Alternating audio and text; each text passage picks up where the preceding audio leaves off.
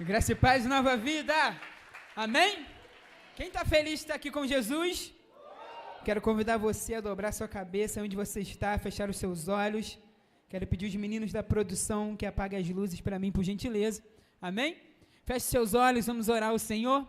Pai, nós pedimos que o Senhor venha agora, Pai, sobre o nosso entendimento, Pai, e que nós possamos ser, Senhor, constrangidos pelo poder da palavra, Pai. Que o Senhor possa nos ajudar, Senhor, Pai, a que essa palavra, Senhor, possa fazer parte da nossa vida, Pai. Nós sozinhos não conseguimos, mas com Teu Espírito em nós, Pai, cremos que tudo é possível.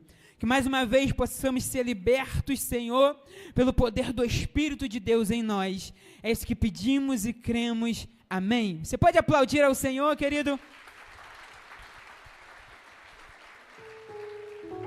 Querido, nós temos nos reunidos muitas das vezes aqui para ministrar a palavra e dizemos que a única forma de sermos libertos totalmente, sermos livres, é quando o Espírito Santo, esse Espírito de Deus, se apossar de nós.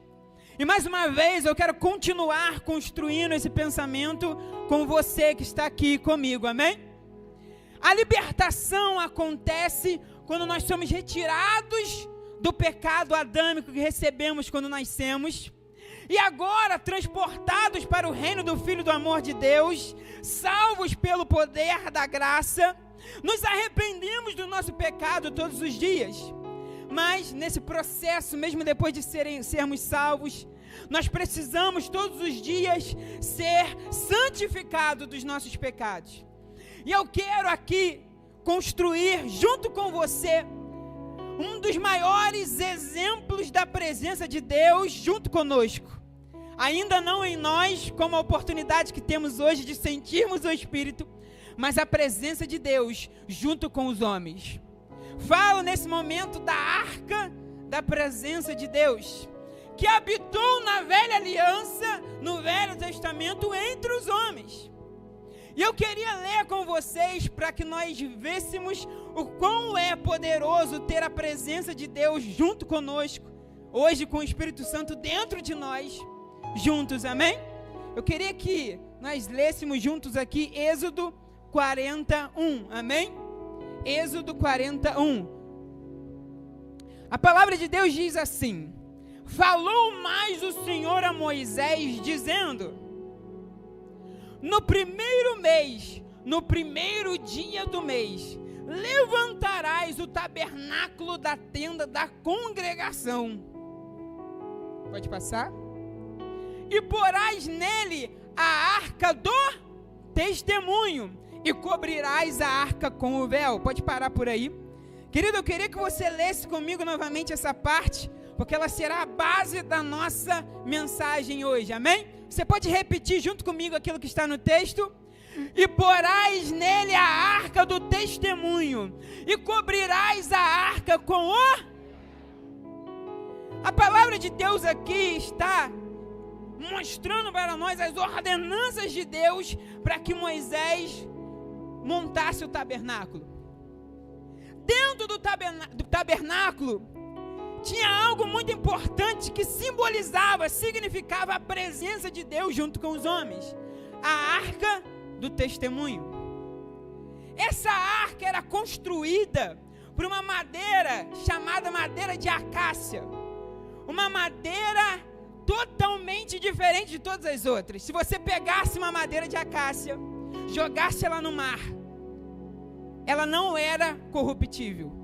Ela ficaria por ali por anos e não acabaria. Se você pegasse a madeira de acácia e enterrasse ela na terra, a madeira de acácia não apodreceria.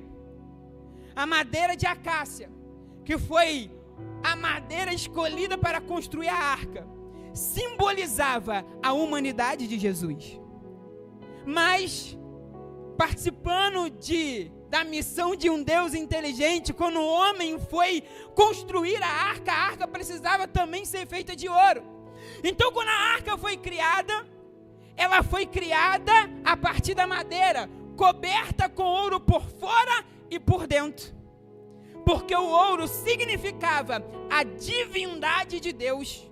O ouro na Bíblia exemplifica a divindade de Deus. Se você olhasse do alto para a arca do testemunho, você veria que ela estava coberta de ouro, madeira de acácia e ouro. Era uma arca de ouro, outra arca de madeira por dentro e outra arca de ouro por dentro. Quando a tampa da arca vinha, a tampa do propiciatório, se tampava a arca, você não via a madeira de acácia.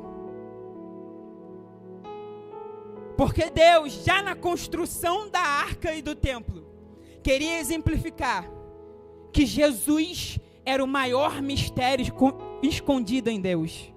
Você pode dizer para a pessoa que está do seu lado: Jesus é o maior mistério escondido em Deus. Desde o Velho Testamento, Deus já apontava para a pessoa de Jesus que nos redimiria de todo o pecado. E na arca que simbolizava a presença de Deus, algo estava escondido dentro. Diga para o irmão do seu lado aí: você que aceitou Jesus, existe algo dentro de você.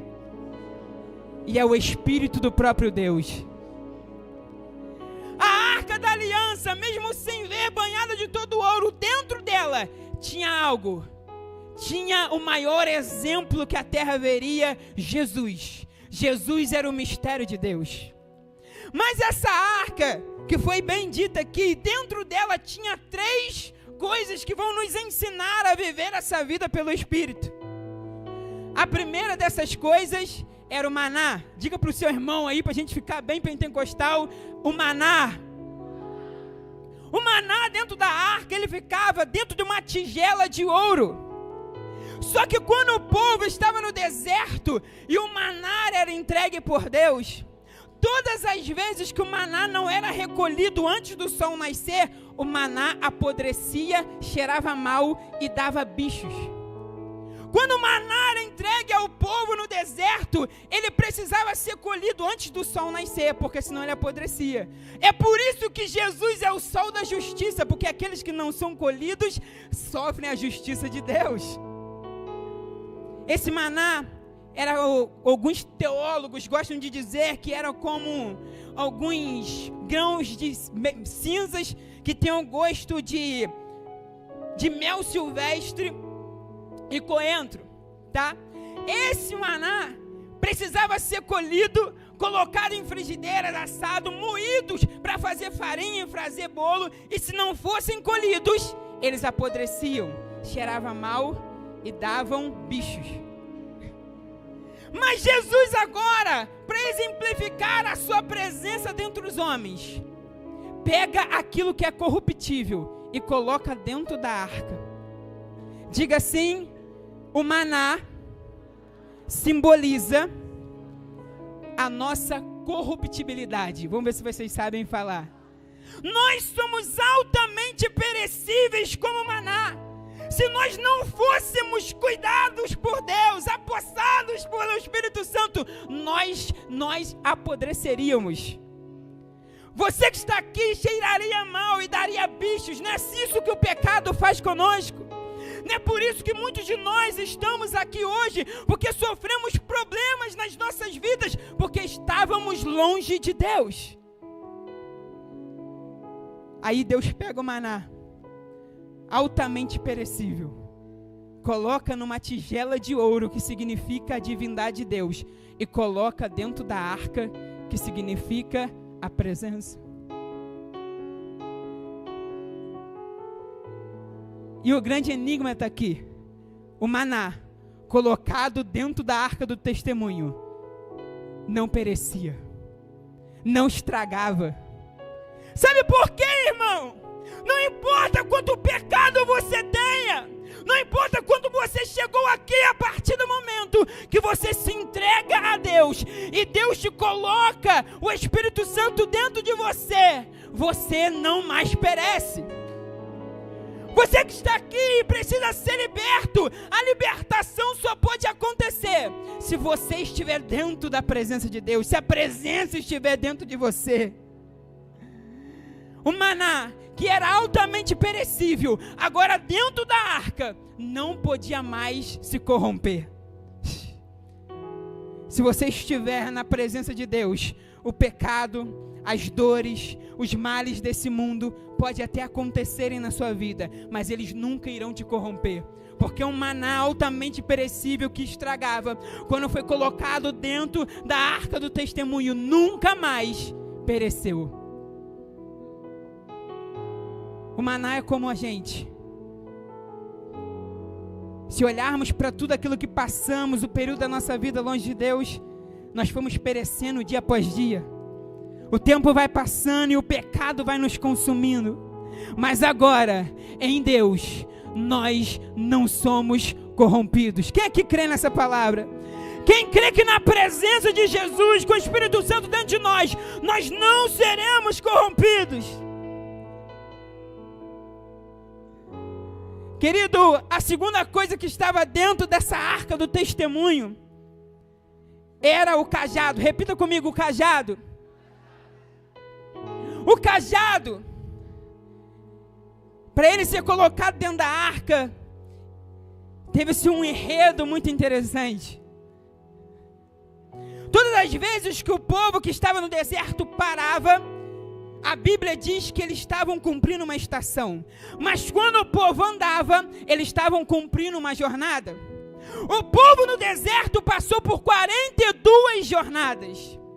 Em uma dessas jornadas, os primos de Moisés disseram para ele assim: Moisés, você está cometendo um nepotismo. Você levantou Arão para ser o sacerdote desse povo, mas nós não concordamos com você. Porque você levantou Arão porque ele é seu irmão, ele é da sua família. Você está usando em benefício próprio aquilo que Deus te deu. Moisés então dá um desafio para aqueles homens. O nome deles, dos primos de Moisés, era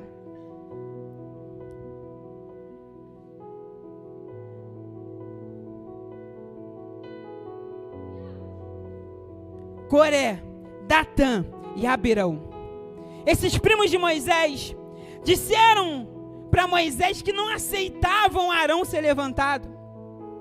Então Moisés faz o desafio e fala que os 250 homens que os primos deles tinham sinalizado que também poderiam ser sacerdotes, deveriam pegar o seu incensário e adorar a Deus. E se algum daqueles homens morressem, provaria que aqueles homens não foram chamados por Deus como Arão. E quando eles foram adorar a Deus, aqueles homens, 250 homens, a palavra de Deus diz que veio um fogo de Deus e matou todos aqueles 250 homens. Só que os primos de Moisés não foram. Coré, Datã e Abirão não foram. Mandaram os 250, mas eles mesmos não foram. Quando esses homens morreram, Deus mandou Moisés pegar novamente os incensários dos homens que morreram e voltar eles para o altar. Sabe por quê? Porque ministério não é do ministro. Se você está na igreja e você é líder de algo, ou você quer ser levantado a algo, você tem que ter uma certeza que tudo aquilo que você faz aqui é dele. Você tem que ter certeza que o teclado que você toca não é seu, é dele. Que o voluntariado e aquela que você cumpre, a função que você cumpre, não é sua, é dele. Porque o ministro pode cair e o ministério irá voltar para a mão de Deus. É por isso que nós falamos aqui da outra vez que essa igreja não é do pastor. Essa igreja não é de família A ou família B. Essa igreja é de Jesus. Quem manda aqui é Ele. Nós sabemos que se um dia nós nos corrompermos, o ministério volta para Jesus. É por isso que nós dizemos que toda vez que alguém é usado, essa pessoa nunca pode usar o dom que Deus a deu em benefício próprio, porque na verdade o dom não é da pessoa, o dom é do Espírito. E todo mundo que usa algo que é de Deus em benefício próprio, na verdade é um estelionatário. Dom de profecia, dom de cura, dom de revelação não é do ministro. Esse ministério é do próprio Deus. E assim como aqueles homens se corromperem, o ministério volta para Deus. Porque pessoas passam, mas a palavra do Senhor nunca vai passar.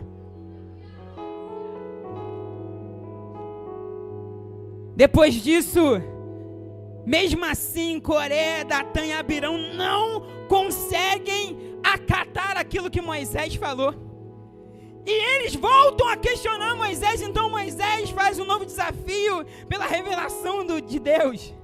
Ele diz assim, Deus diz para Moisés, os príncipes de cada aldeia, eles têm um cajado. Pega esses cajados, enterra no deserto, e o cajado que florescer, esse nós saberemos que é o chamado por Deus. Os príncipes vão lá, enterram o cajado no deserto, e no outro dia, quando voltam, só o cajado de Arão tinha florescido e gerado frutos. O cajado exemplifica Jesus, que morreu na cruz do Calvário, ressuscitou o terceiro dia e gerou frutos.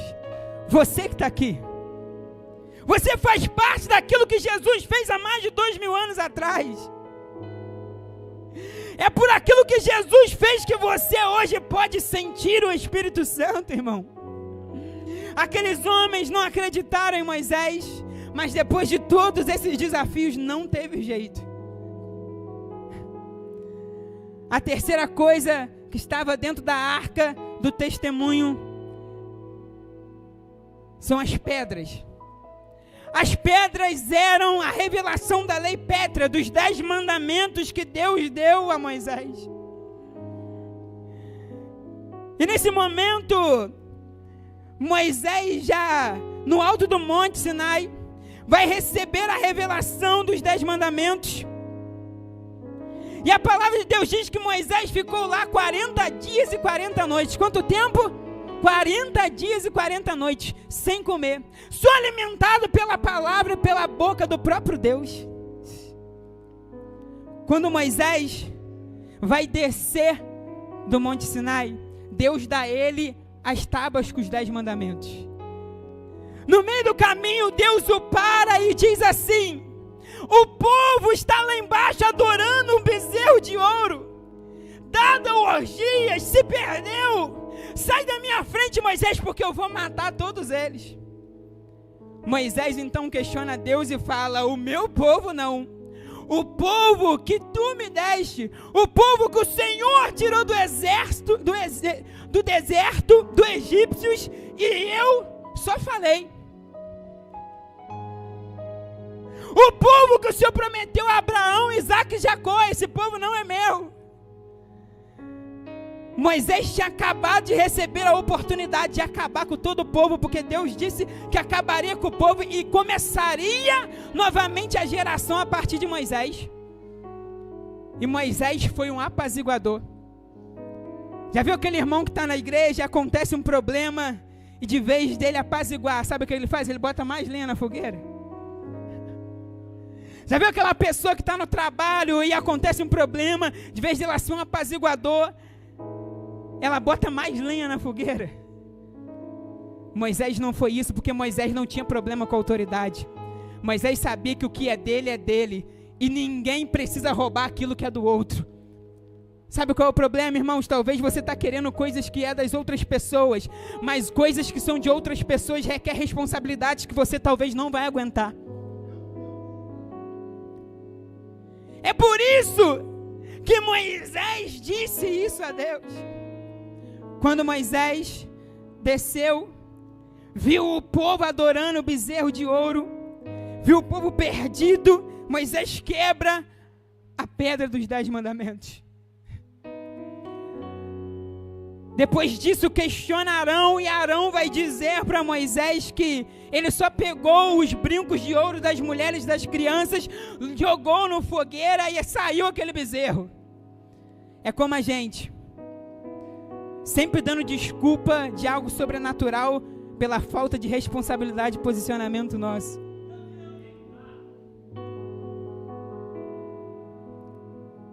Arão tinha forjado aquele bezerro, mas quando foi questionado, disse que algo sobrenatural fez aquele bezerro aparecer.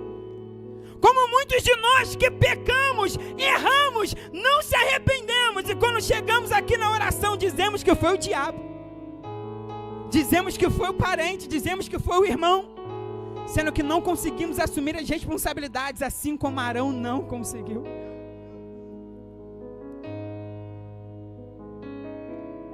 O povo questionou Arão porque Moisés estava demorando muito no alto do monte, querido. Então o povo disse: ei Arão, faça um Deus que venha até nós. Arão cede à pressão, vai lá, pega os brincos das mulheres e das crianças e forja um bezerro de ouro. Querido, se Moisés estivesse no alto do Monte Sinai, demorando muito, o que você deveria fazer? Ir lá buscar ele. Mas tinha um problema, a palavra de Deus diz que o fogo ardia naquela montanha dia e noite. O povo conseguiu crer mais num bezerro de ouro do que uma montanha queimando dia e noite. É por isso que oramos todas as vezes que temos a oportunidade aqui. Porque quando oramos, as pessoas são curadas, libertas e salvas. Isso é um ato evangelístico para que você entenda que o nome de Jesus tem poder. E que você não precise mais idolatrar bezerros de ouro. E tem um problema, querido. Por que nós precisamos trazer mensagens como essa? Porque na verdade, meu pastor Moisés, toda idolatria que é criada dentro da igreja é feita pelos próprios líderes. Foi Arão, o líder daquele povo, que construiu o bezerro para ser idolatrado com as suas próprias mãos. É por isso que nós precisamos pregar essa mensagem. Porque depois de ser questionado, Arão e Moisés moeram aquele bezerro, jogaram todo aquele pó de ouro na água e deram para o povo beber. Porque na verdade o que você precisa não é um bezerro de ouro para você adorar, é de Deus dentro de você. Quando o povo bebeu aquela água com a poeira, com as peças moídas do bezerro de ouro, Deus estava exemplificando Deus dentro deles. E só quando nós temos essas coisas dentro de nós, uma comida sólida. Sabe o que é isso aqui, irmão? Isso é comida sólida. Falar a verdade na mensagem é comida sólida. Assim como o maná que não se corrompia, uma comida que não se corrompe. Uma comida que não se corrompe não está falando só sobre aquilo que é dito, mas sobre a fonte que sai a mensagem. Quantos de nós temos ouvido pessoas na internet ou até nos púlpitos da igreja que não tem caráter? É aquilo que eu falo para aqueles jovens que sempre estão aqui caminhando comigo: irmão, se você quer falar mal de mim, você vai ter que mentir. Porque eu tenho caráter suficiente para subir em cima do púlpito e pregar. É por isso que muitas pessoas não conseguem subir em cima do púlpito mais para pregar, porque seu caráter está deflagrado. Aqui você tem comida sólida, um maná incorruptível, porque o maná está cheio da presença de Deus. Aqui você tem a presença de Jesus, porque você foi salvo. Querido, quando o maná foi colocado dentro da arca do testemunho, ele virou eterno. A única forma de você encontrar a eternidade ao lado de Jesus é ser totalmente apossado pela presença dele, assim como foi o maná. Porque um maná que estragava, que apodrecia, cheio de pecado como muitos de nós, cheio de erros, agora dentro da presença de Deus, cheio da presença de Deus, não mais se corrompeu e tocou a eternidade. Agora o cajado conseguiu acabar com todo o problema de autoridade que aquele povo tinha. Quantos de nós com problemas de autoridade não conseguimos mais nos submeter àquilo que Deus fala e àquilo que os nossos pastores, conselheiros e líderes falam? Por isso não conseguimos mais mudar a nossa vida, irmão. Quando nós falamos aqui para você levantar, orar, ler a palavra, jejuar, quando nós ensinamos isso no primeiro passo, muitas das vezes ao longo da caminhada você para. Por quê? Porque você não consegue obedecer. Só que Deus entende amor como obediência, querido. Você precisa persistir, você precisa continuar orando, lendo a palavra, jejuando, porque Jesus morreu na cruz do Calvário para te salvar. E se Jesus morreu, ressuscitou ao terceiro dia, o mínimo que você pode fazer é se relacionar com Ele, é passar tempo com Jesus. Que você possa sair daqui hoje totalmente motivado novamente até puto e brabo comigo, que estou relembrando de coisas que você nunca deveria ter esquecido. Jesus morreu, sofreu na cruz do Calvário, e muitas das vezes nós não conseguimos nem nos relacionar com o Espírito Santo. Deixamos tudo e todos apagar aquilo de mais importante que nós recebemos, a oportunidade de ter o próprio Deus dentro de nós. E a segunda coisa é a lei. Deus nos deu a revelação da palavra, irmão. Quantos de nós procurando os conselhos e os direcionamentos das nossas vidas em tantos lugares, em tantas pessoas, de tantas formas e de tantos jeitos, mas sempre esquecemos da palavra. Eu não sei aquilo que você veio buscar aqui hoje, mas eu sei que aquilo que você precisa está num lugar, na palavra. A revelação da palavra é aquilo de mais importante que você poderia receber. E você recebeu isso de Deus, por isso valorize aquilo que Deus te deu. Que você nunca deixe essas três coisas sair de você. Um alimento sólido, a revelação de que Jesus morreu e ressuscitou por você, e a revelação da palavra. É isso a única coisa que pode nos libertar totalmente, porque estamos sendo libertos e santificados dia após dia. Se não tocarmos a eternidade, não seremos libertos totalmente, porque apesar de ter aceitado Jesus, estamos buscando viver uma vida desprendida aqui na terra das amarras do pecado. Ainda precisamos continuar lutando, porque só seremos livres totalmente o dia que Jesus voltar ou morrermos e termos nosso corpo glorificado. Por isso precisamos dessas coisas, da presença, de uma comida sólida, da revelação que Jesus morreu e ressuscitou, da revelação da palavra, de valorizar o Espírito Santo dentro de nós. Eu não vou te prender mais, eu quero convidar você a se colocar de pé, querido.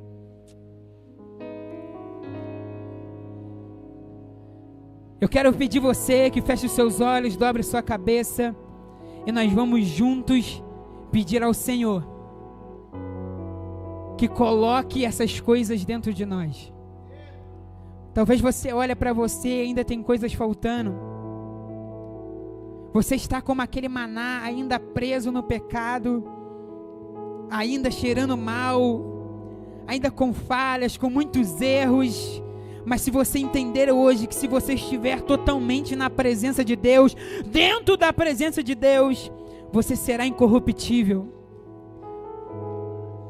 Se você entender que Jesus morreu na cruz do Calvário, ressuscitou ao terceiro dia e frutificou, e por isso hoje nós temos vida como aquele cajado que frutificou, que deu frutos, que floresceu em meio ao deserto. Jesus também morreu e ressuscitou por você. Talvez você esteja aqui, você ainda não recebeu a revelação da palavra. Aquilo que foi escrito na palavra ainda não faz sentido para você. Eu declaro que a partir de hoje um novo entendimento, uma nova fome, uma nova sede, como foi cantada aqui, vai fazer parte do seu coração, e não irá ter amor maior que o amor pela palavra, que o amor pela oração, pelo jejum, que você vai passar tempo com Deus a partir de hoje, que Jesus será o maior motivo da tua existência, irmão. Nós cremos e oramos hoje que todo problema de autoridade seja quebrado. Nós não aceitamos nenhum problema de autoridade sobre esse ministério, sobre essa igreja. Nós cremos que tudo aquilo que precisamos já temos. Nós cremos que aquilo que é nosso, que cada um foi dado a sua porção, e que Deus deu a cada um de nós a oportunidade de fazer parte dessa obra redentora de Cristo. Pai, os corações que aqui estão, que ainda estão longe, que o Senhor possa os encontrar. Pai, mas que eles não possam ser encontrados, Senhor, pela motivação das canções, pelas letras e pelas notas tocadas, que eles não possam apenas ser encontradas, Senhor, pela estrutura, pelo abraço que receberam, Pai, mas que o Senhor possa olhar nos olhos deles e estilhaçar as defesas, entrar na divisão da alma e realmente encontrar o coração, Pai, dos perdidos. Que não seja mais as palavras que saem das nossas bocas, mas que seja realmente a Tua palavra nos encontrando. Que haja verdade em nós, Pai. Que as nossas máscaras e as nossas mentiras possam cair por terra, Pai. Porque nós queremos tocar a eternidade, mesmo nesse corpo corruptível, passando por esse tempo aqui na terra, Pai, com problemas, com falhas. Nós cremos, Senhor, que o nosso destino é o céu, Pai. Nós te desejamos, Senhor. Nós te desejamos. Nós não precisamos mais de ídolos. Nós precisamos de um Deus dentro de nós. Um Deus que nos convença do pecado, que nos console, Pai. Então que nós possamos avivar essa obra que um dia começou, Pai. É isso que cremos, é isso que declaramos, em nome de Jesus. Amém. Você pode aplaudir ao Senhor, querido?